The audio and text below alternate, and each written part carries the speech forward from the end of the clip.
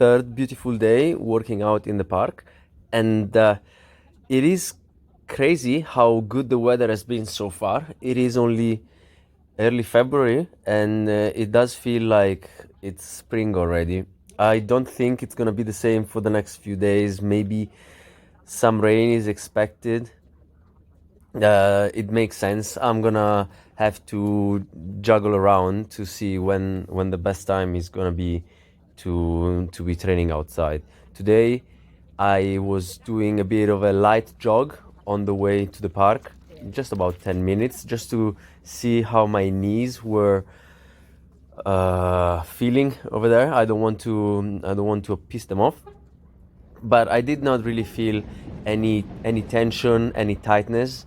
Uh, so hopefully something good is happening down there.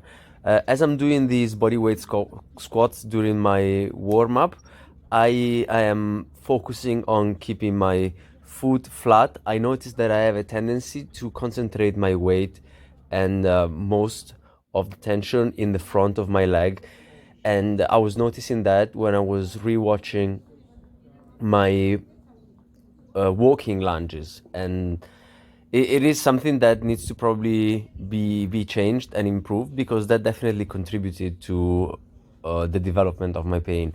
From what my knowledge is about these kind of injuries, what tends to happen is that um, inefficient biomechanics are to blame mostly for feeling pain in that area. And I was doing some extra volume on my upper body because, again, I'm not really feeling much soreness up there. It's not like soreness is something that I'm looking for, but since I was experiencing quite a bit of DOMS in my legs for body weight stuff, I could probably push the volume a bit higher. So I was doing an extra rep with the dip. I was doing an extra rep with pull-ups and also the push-ups. I was toying with the idea of going for another set, but I think that even though progression can be pushed on a daily basis, maybe going for a third set on the third day already is not the wisest choice. This is the first of the two sets. I actually recorded both, and I was trying to get a bit of a different angle. Both the leg raises and the pull-ups were feeling a bit more challenging. I was doing an extra one on both, and the leg raises are actually something that I did not expect to be so tough. That position where the legs are almost horizontal is really hard to maintain, because you need to keep upper back stability and your legs are out in the front and you're trying to pull them towards you while not allowing them to touch the floor. And so that is a really good one, especially superset with the pull-ups.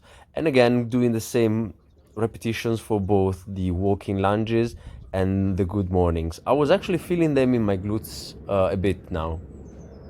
This is the second set. I was trying to get a different angle, and talking about the dips, I think that what people were saying with keeping your legs up in front of you is a valid point, because I wasn't really feeling it much more in my chest, but what I noticed that it made me do was to keep body rigidity, which is something that I'm always focused on. I don't like to bend my legs on either my dips or my pull-ups. I do feel like I'm able to push less, and also keeping my legs in front of me comes out as actually pleasing to watch, as opposed to all the bent legs or the feet crossed. This second set with the pull-ups was somewhat challenging. I think that I made a good choice not going for a third set, and I was going for an extra rep on this one. So I did 2 sets of 6 reps each, and on my leg raises I was doing 11 and 10. I think these are a really good pairing. I think that for body weight, even if these are kind of heavy, body weight on rings is somewhat heavy, it's still really good to be supersetting stuff.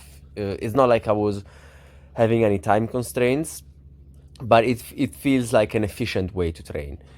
And because you're using rings, I feel like there is a lot of changing that needs to be done when moving from the dips to the pull-ups to the push-ups. I'm always adjusting the height of the rings, and so you get a bit of rest in there.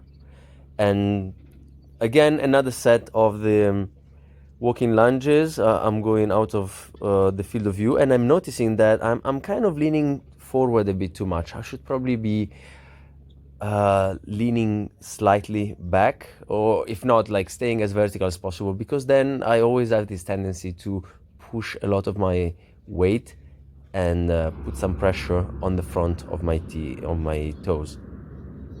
And here I was going for a few eccentrics. I'm trying to go for the lowering portion. I'm trying to control it all the way down, and then I'm collapsing down. But I don't feel like I'm risking hitting my face on the floor. It doesn't look pretty from this viewpoint, but I did feel like I was in control. Even here, where I had a bit of a hesitation halfway down, I was really trying to keep my shoulders engaged and also my core. And in the end, I'm losing the legs. I was going for only 2 repetitions of these. These are very challenging for me still. So I thought that going for 2 on the first one was a good start. I might go for 3 tomorrow. And I finished off with a bit of a static hold on the handstand. A bit of fatigue building up. It's to be expected because those eccentrics are extremely challenging still. Rest, rinse, and repeat. Ciao.